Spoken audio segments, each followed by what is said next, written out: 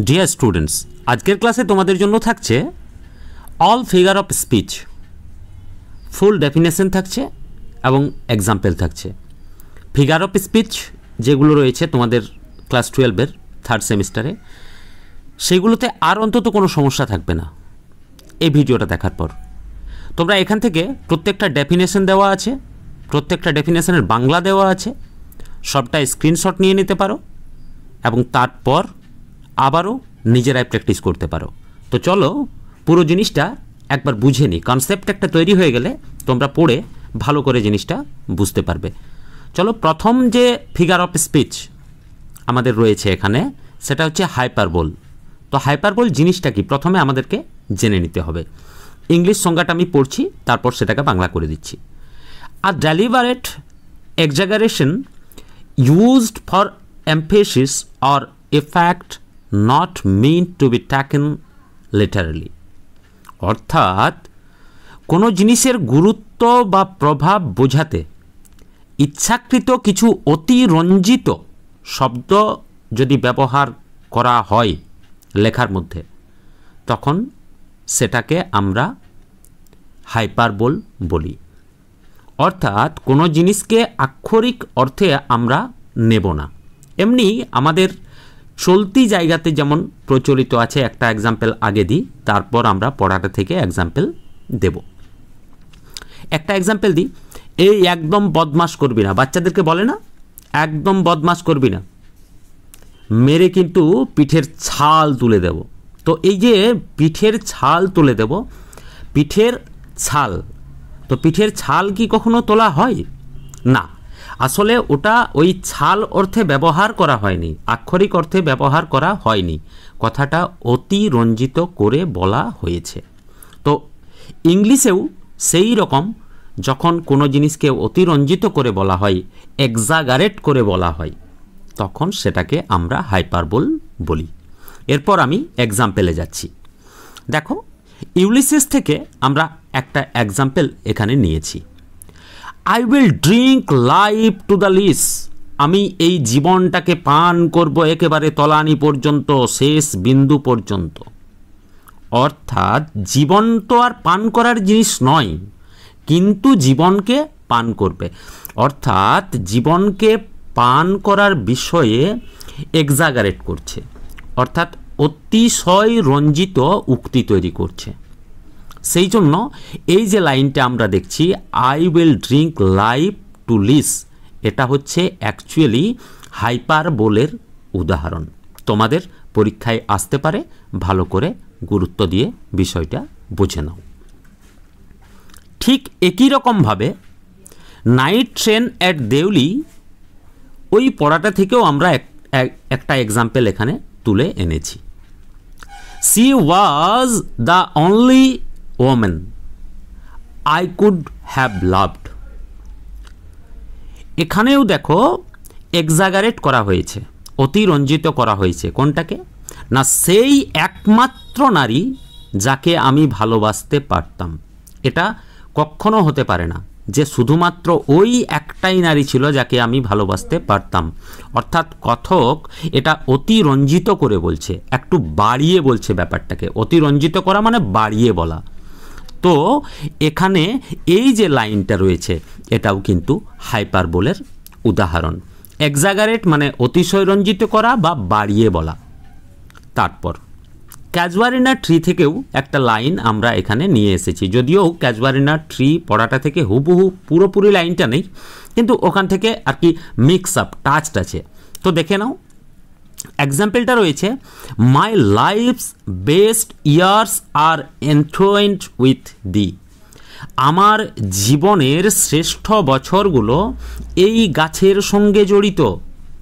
তো কারও জীবন কোনোদিনও একটা গাছের সঙ্গে সেই রকমভাবে জড়িত থাকতে পারে না, সুতরাং এটা একটু বাড়িয়ে বলা হচ্ছে, অতিশয় রঞ্জিত করে বলা হচ্ছে।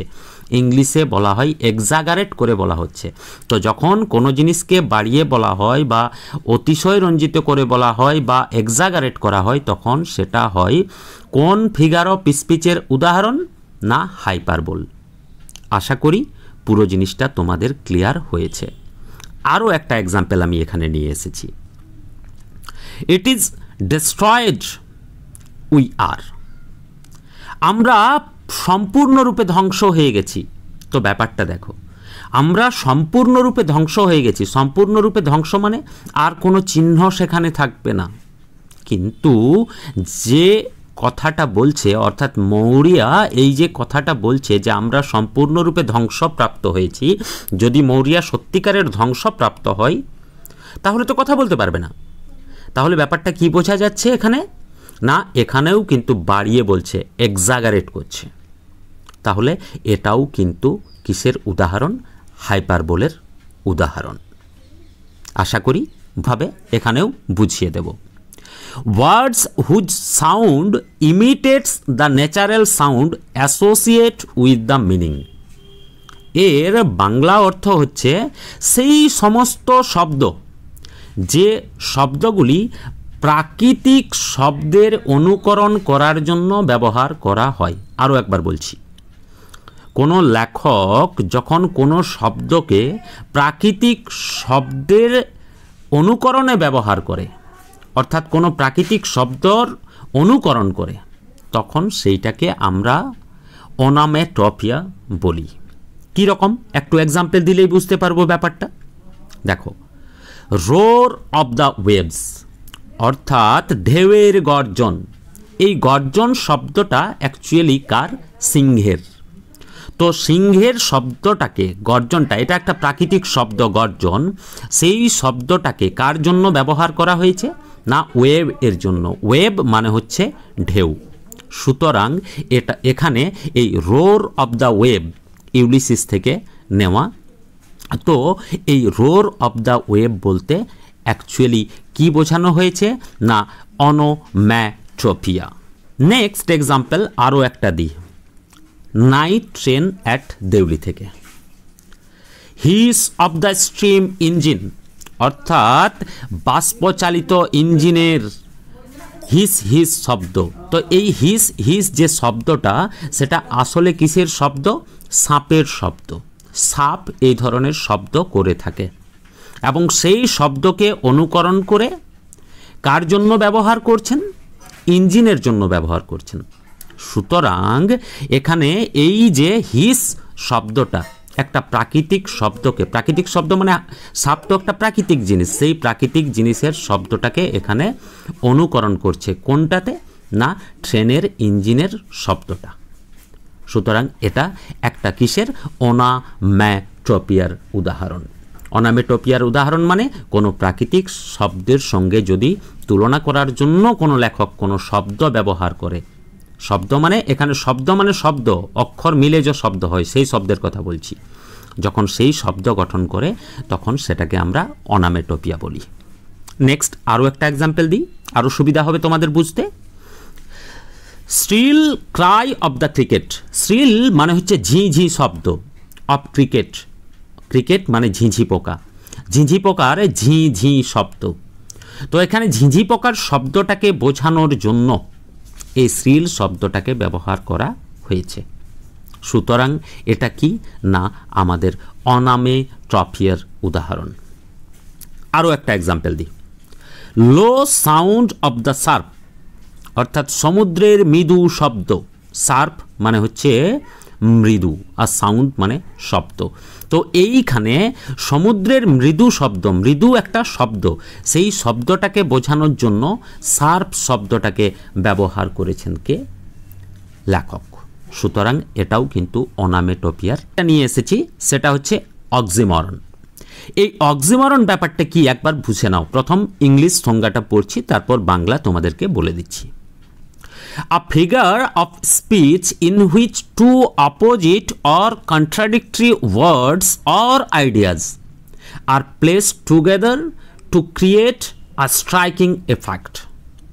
অর্থাৎ যেখানে বিপরীত বা পরস্পর বিরোধী দুটি শব্দ বা ধারণা একসঙ্গে ব্যবহার করা হয় এবং একটা প্রভাব তৈরি করার চেষ্টা করা হয়, তখন সেটাকে অক্সিমরন বলা হয়। আশা করি ব্যাপারটা বোঝা গেল না, একটা উদাহরণের মাধ্যমে চলো বুঝে নিই। উদাহরণ, আইডিয়াল কিং। আইডিয়াল আর কিং। আইডিয়াল চলো উদাহরণ ইউলিসিস থেকে নিচ্ছি। Idol king. তো আইডল মানে কি? অলস। আর কিং মানে হচ্ছে রাজা। তো রাজার কখনো অলস হওয়া চলে না, রাজা কখনো অলসভাবে থাকতে পারে না। রাজা যদি ইনঅ্যাক্টিভ হয়ে যায়, অলস হয়ে যায়, তাহলে রাজ্য চলবে না। সুতরাং রাজার সঙ্গে এই যে আইডল শব্দটা, এই আইডল শব্দটা ব্যবহার করা যাবে না, তবু ব্যবহার করেছে। তো এই যে ব্যাপারটা এখনই আমি তোমাদেরকে বললাম কি না, দুটি পরস্পর বিরোধী শব্দ ব্যবহার করা। কীরকম? রাজা আর অলস, এটা পরস্পর বিরোধী। রাজা মানে কখনো অলস হতে পারে না, কিন্তু রাজার জন্য এখানে আইডল শব্দটাকে ব্যবহার করেছে। তো দুটি পরস্পর বিরোধী যদি শব্দ পাশাপাশি ব্যবহার করা হয়, তখন সেই ফিগার অফ স্পিচটাকে আমরা অক্সিমরন বলি। আশা করি ক্লিয়ার হয়েছে। নেক্সট আরও একটা এক্সাম্পল দিই। Silent crowd. সাইলেন্ট মানে হচ্ছে নীরব, আর ক্রাউড মানে হচ্ছে ভিড়। তো এই ভিড় বা জনতার ভিড়, কখনো জনতা থাকবে আর সাইলেন্ট হবে, এই ব্যাপারটা হয় না। তো তা সত্ত্বেও এখানে সাইলেন্ট ক্রাউড ব্যবহার করা হয়েছে। সুতরাং এটাও কিন্তু অক্সিমরনের উদাহরণ। কন্ট্রাডিক্টরি ওয়ার্ড, সাইলেন্ট এবং ক্রাউড। নেক্সট আরও একটা দেখে নিই এক্সাম্পল ক্যাজুয়ারিনাট্রি থেকে। Sweet pain of memory. Sweet pain of memory মানে হচ্ছে স্মৃতির মধুর বেদনা। তো যে জিনিসটা মধুর হবে সেটা বেদনার কি করে হবে? হতে পারে না। সুতরাং এখানে সুইট পেন আর মেমোরি, সুইট আর পেন, এই দুটো শব্দ কিন্তু পরস্পর বিরোধী শব্দ। সুতরাং এটাও অক্সিমরনের উদাহরণ।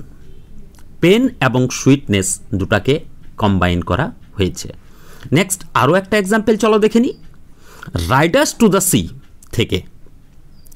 লিভিং ডেথ, বেঁচে থেকেও মৃত্যুর মাঝে থাকা। লিভিং ডেথ, লিভিং ডেথ অর্থাৎ বেঁচে মানে বেঁচে নিয়েও মরে থাকা। অনেকেই বলে কথাটা যে বেঁচে আছি কিন্তু মানে বেঁচেও আর কি মরে বেঁচে আছে আর কি। তো এই যে লিভিং ডেথ, একদিকে বেঁচেও থাকবে আর অন্যদিকে মৃতও হবে, এটা তো হতে পারে না। সেই জন্য এই লিভিং এবং ডেথ দুটাই কিন্তু অক্সিমরনের উদাহরণ। আশা করি বোঝা গেছে। আর তোমাদের জন্য নেক্সট ক্লাস নিয়ে আসবো, তোমরা যেরকম ডিমান্ড করবে সেই রকম ক্লাস নিয়ে আসবো। তোমাদের কীরকম লাগলো ভিডিওটা এবং পুরো জিনিসটা বুঝতে পারলে কিনা আমাকে অবশ্যই কমেন্টের মাধ্যমে জানিও। তোমাদের আরও কী ধরনের ক্লাস লাগবে আমাকে কমেন্টের মাধ্যমে জানিও। আমি চেষ্টা করব সময় করে তোমাদের জন্য কোনো জায়গাতে যদি প্রবলেম থাকে সেই প্রবলেমটাকে নিয়ে পার্টিকুলারলি একটা ভিডিও করে দেওয়ার চেষ্টা করব। Thank you, thanks for watching the video.